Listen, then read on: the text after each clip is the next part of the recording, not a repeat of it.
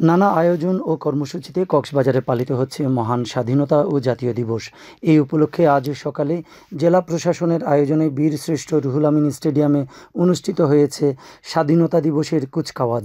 এতে প্রধান অতিথির বক্তব্য রাখেন জেলা প্রশাসক মোহাম্মদ সালাউদ্দিন।